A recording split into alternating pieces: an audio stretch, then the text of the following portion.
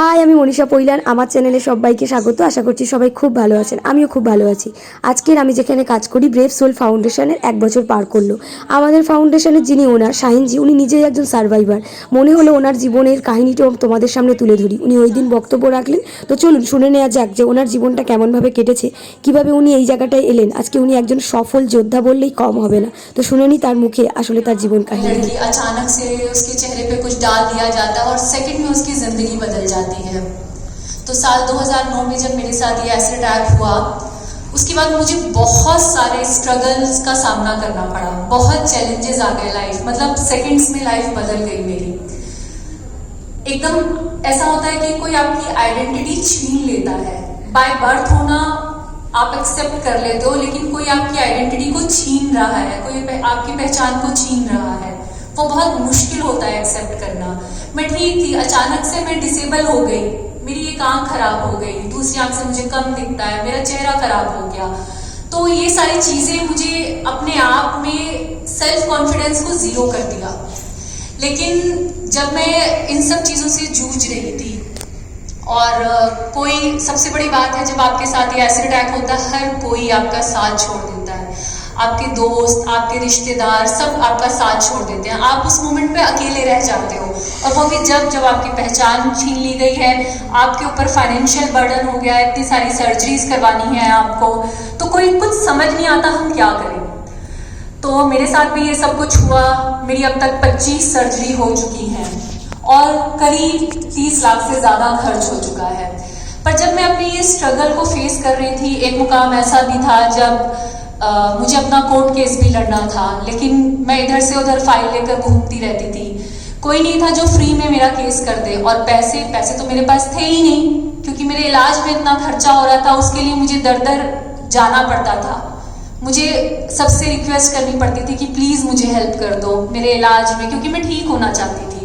मेरे केस के लिए मैं चाहती थी कि लोग मुझे सपोर्ट करें, लॉयर मुझे सपोर्ट करें।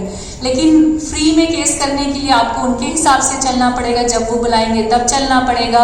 वो टाइम देंगे या नहीं देंगे उनकी मर्जी होगी।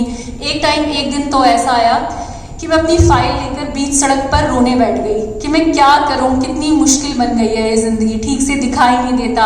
एक तरफ से चेहरा कवर करके चलती थी मैं, क्योंकि मुझे शर्म आती थी। मुझे लगता था लोग मुझे एक्सेप्ट नहीं करेंगे, लेकिन वो भी लाइफ का एक पार्ट था। पर धीरे धीरे फिर साल 2013 आया। 3 साल बीत चुके थे जो मेरे बहुत डिप्रेशन में बीते। मुझे लगता था कि सिर्फ मैं ही एक हूँ जिसके साथ एसिड अटैक हुआ है। मुझे नहीं पता था ये दुनिया में औरों के साथ भी होता है। तो सिर्फ मैं अपने दुख के साथ अकेली थी। मैं अपनी बैल्कनी में नहीं जाती थी, मैं गलियों में नहीं जाती थी। सिर्फ हॉस्पिटल और सिर्फ कोर्ट, मेरी ज़िंदगी में ये 2 चीज़ें रह गई थी। पर फिर 2013 में मैंने महसूस किया कि कोई भी तो ऐसी चीज़ नहीं है जो मुझे खुशी दे सके। मैं क्या खुशी दे सके, मैं क्या करूं अपनी ज़िंदगी में। एक एमलेस बलून की तरह मेरी ज़िंदगी हो गई थी। तो मौका मिला मुझे फिर से उठ खड़े होने का। मुझे एक केस मिला जिसमें एसिड अटैक सर्वाइवर्स थे काफ़ी सारे, और जिनको सफदरजंग हॉस्पिटल दिल्ली में लाया गया था, और उनकी ट्रीटमेंट में मुझे हेल्प करने का मौका मिला। उनको एक बेस्ट प्राइवेट हॉस्पिटल में हमने शिफ्ट किया। जब मैं वो सब कर रही थी तो मैंने एक अजीब सा सुकून अपने अंदर महसूस किया। मुझे अच्छा लगा वो काम करके। तो मुझे लगा कि शायद मुझे मेरी ज़िंदगी का एम मिल गया है, मुझे इसी राह में आगे बढ़ना चाहिए कि कुछ तो है जो मुझे खुशी देता है। तो तब से मैं 2013 से इस काम में लग गई। और जब मैंने उठ खड़े होने का फैसला किया तो अल्लाह का शुक्र है कि मुझे बहुत सारे हाथ मिले जिन्होंने मुझे सहारा दिया खड़े होने के लिए। बहुत सारे लोग मिले हेल्प करने के लिए।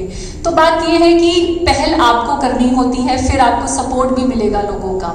तो मुझे काफ़ी सारे लोग मिले जिनसे मैंने बहुत सीखा, और सीखने के बाद मुझे पता लगा कि किस तरह से इन चीज़ों के साथ भी आप ज़िंदगी में आगे बढ़ सकते हो।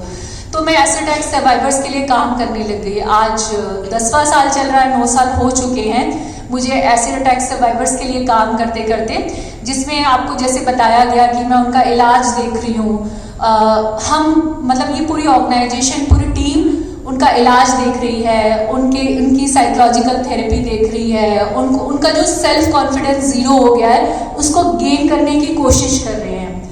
तो ब्रेव सोल्स फाउंडेशन की शुरुआत 2021 में की गई, जब हमने ये रियलाइज किया कि कोई ऐसी संस्था नहीं है जो एसिड अटैक सर्वाइवर के लिए पूरी तौर पे मतलब कंप्लीट काम कर पाए, कि जहां पर उनको लिटिगेशन भी मिले, जहां ट्रीटमेंट भी मिले, थेरेपी भी मिले, एजुकेशन भी मिले और एम्प्लॉयमेंट अपॉर्चुनिटीज भी प्रोवाइड की जाए।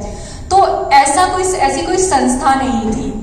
और मैंने देखा कि मैंने और मेरी टीम ने हमने साथ में ये देखा कि काफ़ी सारी जो ऑर्गेनाइजेशन है जो सर्वाइवर्स को अपॉर्चुनिटी भी देती है, तो वो सेंसिटिव नहीं है, क्योंकि एक महीना 2 महीना वो उनको देखते हैं और वो एक्सपेक्ट करते हैं कि सर्वाइवर भी, एसिड अटैक सर्वाइवर जिनको डिसेबिलिटी हो चुकी है, वो नॉर्मल लोगों की तरह काम करें, पर ये तो पॉसिबल नहीं है, क्योंकि उनकी डिसेबिलिटी है, उनको इतने सारे ऑपरेशन से गुजरना पड़ता है कि उनका इम्यूनिटी सिस्टम बहुत वीक हो चुका होता है, उनकी आंखें थक जाती हैं, उनको रेस्ट चाहिए होता है।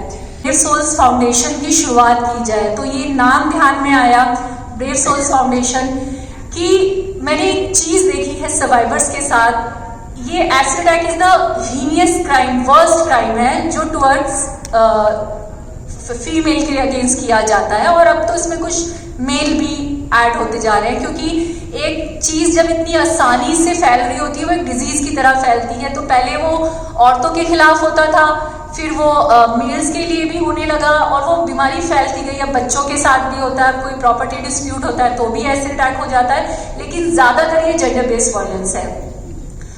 तो सर्वाइवर्स का मैंने देखा है कि उनके अंदर एक हिम्मत जो मैंने देखी कि इतना सब कुछ होने के बाद भी, उनकी पहचान छीन लेने के बाद भी, उनका कॉन्फिडेंस, उनकी आइडेंटिटी बदल जाने के बाद भी वो फिर से उठ खड़ा होना चाहते हैं। वो चाहते हैं कि वो जिंदगी में आगे बढ़े, तो उन्हें सिर्फ एक मौके की तलाश है। तो इतना ब्रेव, इतना सब कुछ होने के बाद फिर भी वो आगे बढ़ना चाहते हैं। जैसे कहते हैं ना कि हारा वो नहीं है जो गिर गया है, हारा वो है जो उठ के खड़ा ही नहीं होना चाहता। सर्वाइवर्स है जो उठ के खड़ा होना चाहते हैं, उन्हें सिर्फ एक मौके की तलाश है। तो हम सोसाइटी से एक्सपेक्ट करते हैं कि वो मौका एसिड अटैक सर्वाइवर्स को मिले, तो इसीलिए ये ब्रेव सोल्स नाम रखा गया ऑर्गेनाइजेशन का। तो पहले हमने दिल्ली में इसकी शुरुआत करी, एक शेल्टर होम खोला, अपना घर इसलिए उसका नाम रखा कि वहां पर उनको अपनेपन की फीलिंग हो, वो अपने घर की तरह रह सके। तो वहां पर सर्वाइवर्स अपने घर की तरह रहते हैं, एंजॉय करते हैं, पढ़ते हैं, उनका इलाज हो रहा है। वहाँ पर हर तरह का पॉसिबल सपोर्ट जो है हम उनको करने की कोशिश कर रहे हैं। हालांकि हमें अभी बहुत आगे बढ़ना है, बहुत सारा काम करना है। हम चाहते हैं कि हम सर्वाइवर्स के जहाँ जहाँ कोने में वो हैं, जिस गांव में वो हैं, हम उन तक पहुँचे और एक हाथ दें उनको आगे बढ़ने के लिए। हालांकि हमारे पास अभी रिसोर्सेज की कमी है, पर फिर भी हम कोशिश कर रहे हैं, जिसमें हम चाहते हैं कि आप सब लोग, सोसाइटी हमें सपोर्ट करे।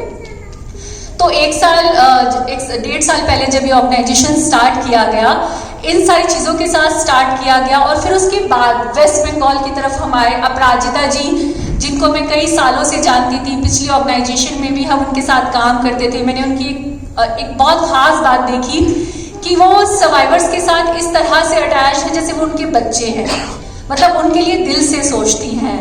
तो मैं उनका इस चीज़ में बहुत थैंकफुल हूँ कि वो सपोर्ट मुझे उन्होंने वेस्ट बंगाल में ये स्टार्ट करने में दिया, और चीज़ों के साथ स्टार्ट किया गया। और फिर उसके बाद वेस्ट बंगाल की तरफ हमारे अपराजिता जी, जिनको मैं कई सालों से जानती थी, पिछली ऑर्गेनाइजेशन में भी हम उनके साथ काम करते थे। मैंने उनकी एक बहुत खास बात देखी कि वो सर्वाइवर्स के साथ इस तरह से अटैच है जैसे वो उनके बच्चे हैं, मतलब उनके लिए दिल से सोचती हैं। तो मैं उनका इस चीज़ में बहुत थैंकफुल हूँ कि वो सपोर्ट मुझे उन्होंने वेस्ट बंगाल में ये स्टार्ट करने में दिया। और वेस्ट बंगाल में जब हमने ये स्टार्ट किया तो वो पहला दिन बहुत खुशी का दिन था। सारे सर्वाइवर्स हम तब मिले थे और एक उम्मीद के साथ मिले थे। मैंने कहा था कि हम कोशिश करेंगे कि हम सर्वाइवर्स को हर फील्ड में हेल्प कर पाएँ, और आज कहूँगी कि ये एक दिन हम सब सर्वाइवर्स का है कि आज सक्सेसफुली हम 1 साल कंप्लीट कर पाए हैं। और जो हम थोड़ा बहुत सपोर्ट कर पाए हैं सर्वाइवर्स को, उसमें भी हम पूरी टीम की सक्सेस मानते हैं कि सबने मिलकर ये काम किया। और अभी हमें सर्वाइवर्स के लिए बहुत करना है। मेरा ड्रीम है मैं चाहती हूँ कि हर सर्वाइवर इंडिपेंडेंट हो, उसे किसी के आगे जाकर रिक्वेस्ट ना करनी पड़े, उसमें वो कॉन्फिडेंस हो कि वो जाकर अपनी बात स्टेज पर कह सके। तो यही सब करने के लिए हम वेस्ट बंगाल में आए हैं, और जो हम सब दिल्ली में कर रहे हैं, medical help, legal help, counselling, psychological therapy, उनको सेल्फ कॉन्फिडेंस उनका गेन करना, उनको एम्प्लॉयमेंट अपॉर्चुनिटी देना, ये सब वेस्ट बंगाल में स्टार्ट किया है हमने। और आज मैं ये भी कहना चाहती हूँ, खुशी है कि हम दिल्ली जैसा एक शेल्टर होम वेस्ट बंगाल में भी स्टार्ट करना चाहते हैं, और इंशाल्लाह वो बहुत जल्दी होगा। अपना घर एक वेस्ट बंगाल में स्टार्ट करेंगे, क्योंकि यहाँ मैंने देखा है सर्वाइवर्स 5-5 घंटे का ट्रैवल करके आते हैं, रात को चलते हैं तो सुबह पहुँचते हैं, ताकि उनकी लाइफ से ये थोड़ा सा स्ट्रगल कम हो सके, जब वो अपने इलाज के लिए आए वहाँ पर रह सकें। तो ये एक शेल्टर होम भी स्टार्ट करना चाहते हैं, और इसमें बहुत सारे हमारी पूरी टीम जो है इसमें हमारे साथ है, आप सब लोगों का सपोर्ट है। तो मैं यही चाहूँगी कि इंशाल्लाह हम अपने काम में आगे बढ़ें, और हमें अभी बहुत कुछ करना है, तो सब लोगों की ब्लेसिंग्स चाहिए। Thank you so much.